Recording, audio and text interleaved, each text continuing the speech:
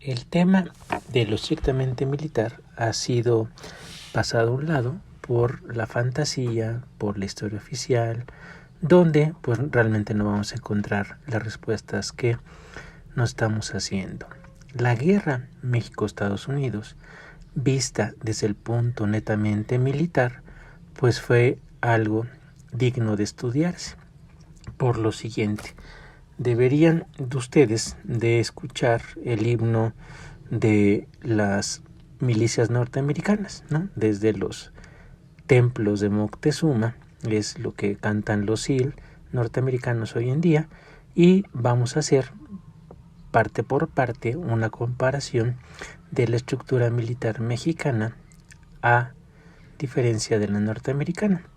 Vemos que los norteamericanos, como dijimos la otra vez en un video, pues sus oficiales son entrenados en la Academia Militar de West Point y de ahí salen prácticamente pues bien entrenados para la guerra. Aunque sabemos que la tropa norteamericana del siglo XIX pues en los puertos enganchaban a los recién llegados irlandeses, escoceses, ingleses y los obligaban a enrolarse en el ejército. Algo así similar hicieron en la guerra de Irak, donde muchos mexicanos que les ofrecieron la nacionalidad norteamericana, pues engrosaron las filas de la tropa. Una tropa entrenada, pagada religiosamente, y por lo tanto pues vemos que los oficiales pues hacen su trabajo donde pues la dirigen. En el caso de estos oficiales norteamericanos de gran valía, pues vemos que a México van a llegar pues varios oficiales que los vamos a ver posteriormente en su guerra de secesión, y algunos de ellos han sido presidentes. Bien, en el caso de los comandantes norteamericanos que vinieron a la guerra, Taylor, que invade por el norte, y también el general Wool, que después toma Saltillo, vamos a ver que son pues ya generales muy experimentados que han estado en guerra, y Zacarías Taylor, que es el que entra por Veracruz.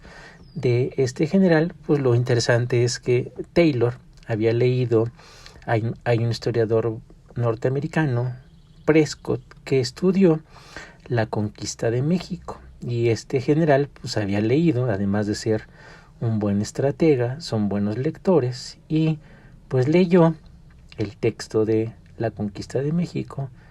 No es nada casual que el cronista mexicano de aquel entonces, un gran historiador, Carlos María de Bustamante, tiene un texto que se llama El Nuevo Bernal Díaz, que es una crónica de cómo el general Taylor se va metiendo por Veracruz, igual como le hizo Hernán Cortés siglos antes.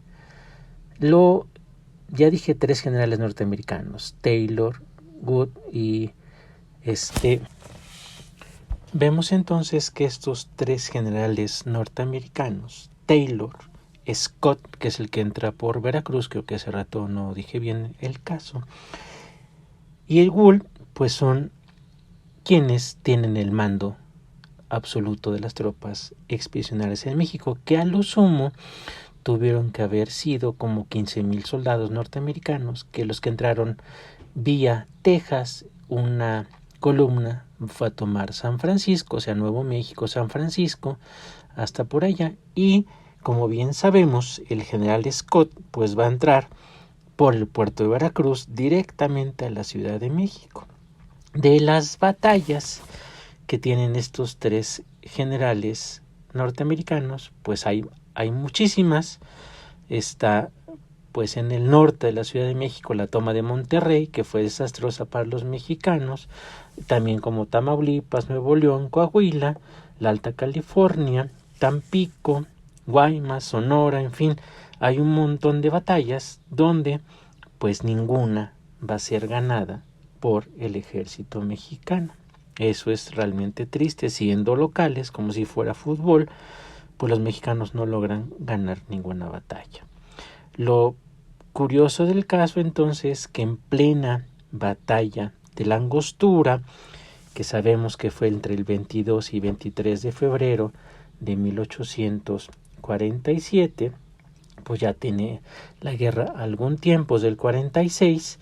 Aquí lo curioso del caso es que para algunos historiadores, tanto norteamericanos como mexicanos, Santa Anna se encontraba en el Caribe, exiliado, y los norteamericanos tenían un bloqueo en toda la costa del Golfo.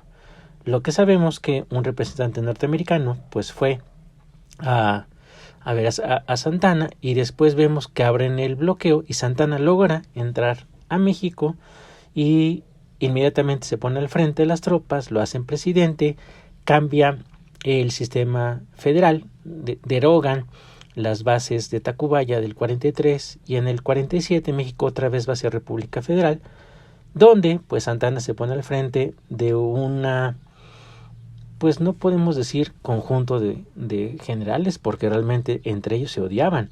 Está Mariano Paredes Arrillaga, Valentín Canalizo, el vetusto Nicolás Bravo, vemos que también está Pedro María Anaya, Gabriel Valencia, Armijo. Hay un montón de generales mexicanos que entre ellos no se llevan. Y lo curioso del caso, que cuando Santa Anna, ya después del cierro del paréntesis, está en plena batalla de la Angostura, que casualmente toca retirada, pues es lo que nadie se explica todavía hoy en día. Después de la batalla se entera que el general Scott ha desembarcado en Veracruz. Entonces Santa Anna deja ya ese ejército, se dirige rápidamente a la Ciudad de México, porque también se hizo un motín de los polcos, porque el vicepresidente Gómez Farías ha hecho una ley para nacionalizar algunos bienes de la iglesia y rematarlos para tener dinero. Los polcos, que son batallones de reserva, dicen por ahí que es la gente bonita de la capital, pues se ponen en contra del vicepresidente.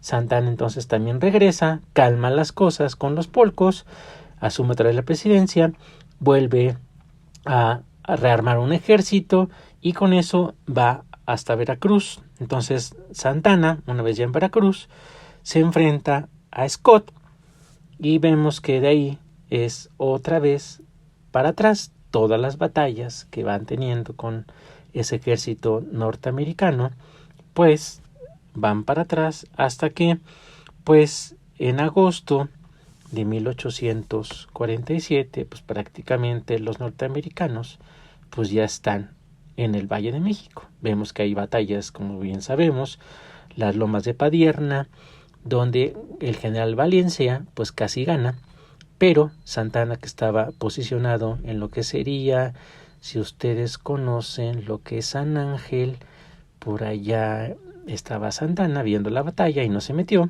Pues si se hubiera metido, otra cosa hubiera sido, pero ya el hubiera no existe en la historia. Vemos entonces que Santa Anna pues y sus generales no se llevan.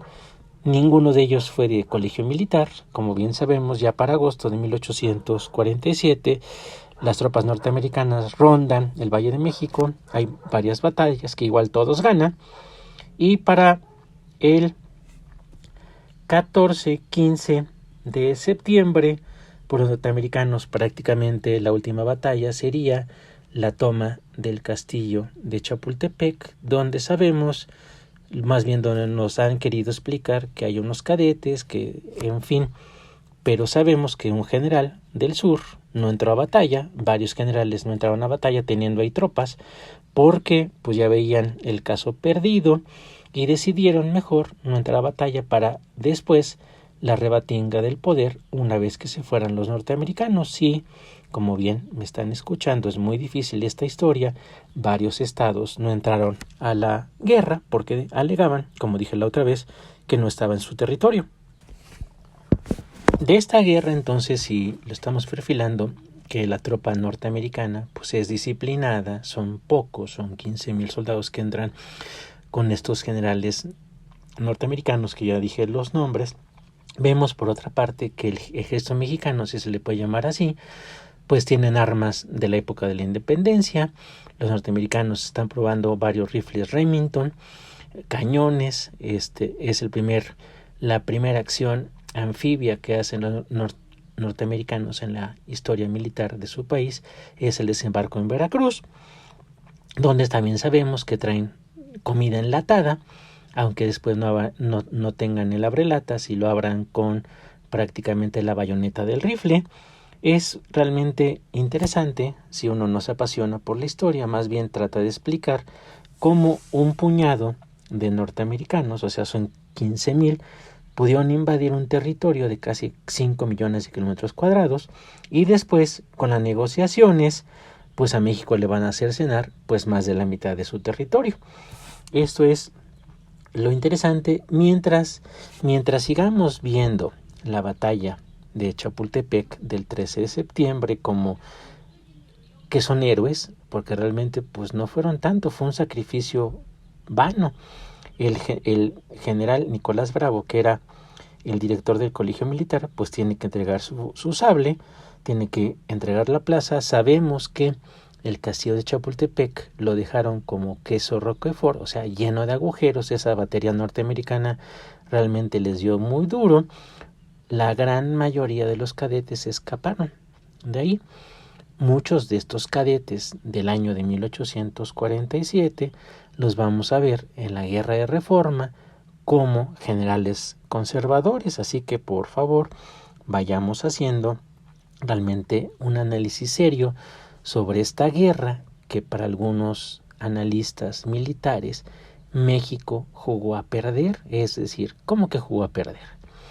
Si no se unen los gobernadores, si no hay un mando único de generales, si la población ve que están tomando su ciudad y no hace nada, pues realmente es muy difícil hacer algo.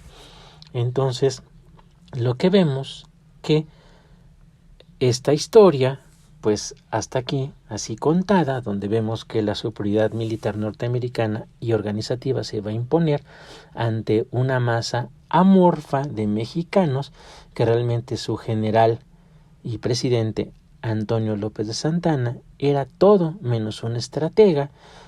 ¿Cómo es posible que también tengan enconos entre ellos? Valencia, Armijo, Pedro María Anaya, no se llevan. Es imposible tener un mando único, cosa que sí tuvieron los norteamericanos en las dos etapas de su invasión. Una con Taylor de Texas a la Angostura, que ahí paran.